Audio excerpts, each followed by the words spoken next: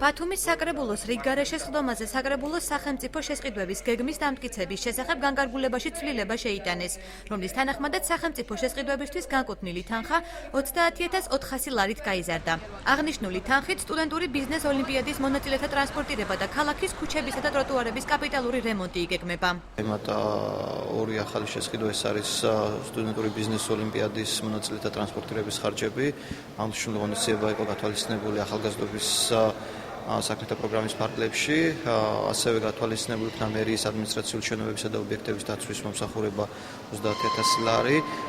გარდა ამისა, დაკონკრეტდა სხვადასხვა შესყიდვის ობიექტი, კერძოდ ეს ეხება კულტურის პროგრამის ფარგლებში განსახორციელებელ მემორიალების ესკიზების შესყიდვას. დღესვე ბათუმის თვითმმართველობის საკუთრებაში არსებული ადლიის კომერციული ფართი ბათუმის საკრებულომ აჯარის ავტონომიურ რესპუბლიკას საკუთრებაში გადასცა, სადაც ციტრუსის გადამამუშავებელი ქარხნის გახსნა იგეგმება.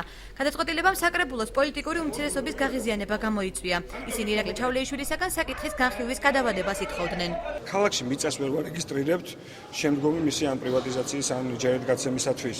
სასწრაფო სამედიცინო სამსახური შენობა ნაგებობას არ გვაძლევენ, რომ გავარემონტოთ, ესე რომ ვთქვათ, იმიტომ რომ ჩვენი ორგანიზაცია. ბათუმში ადამიანი როგორ დაიცვლება, მიწა აღარ არის ადამიანო დაგუზაო. მე არა ვარ წინააღმდეგ არანაირად პავილიონების გახსნის პირიქით ხელი შეუწყოთ, მაგრამ როცა ამ ტიპის ურთიერთობა აქვს აჭარის მთავრობას შენთან, ალბათ საკრებულოს თავმჯდომარისთვის ჩვენ ზურგი უნდა აგვემაგრებინა დღეს და პრინციპული პოზიცია დაგვეჭირა. რაც ჩემს სამწუხაროდ სიმართლე არც გამკვირვებია ამ საკრებულომ ეს ვერ შეძლო. ირაკლი ჩავლეიშვილმა ტერიტორიების გადანაწილების საკითხთან დაკავშირებული პრობლემების მოსაგვარებლად პოლიტიკურ უმცირესობას მთავრობის წარმომადგენლებთან დახურულ კარს მიღმა შეხვედრა და მოლაპარაკებების წარმოება შესთავაზა.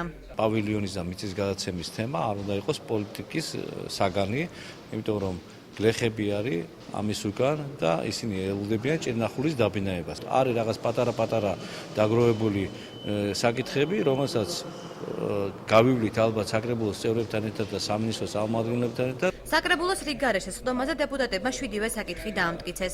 პოლიტიკური უმცირესობის წარმომადგენლებმა ტერიტორიის გადაცემის ფაქტის გამო კეჭისყრაში მონაწილეობა არ მიიღეს.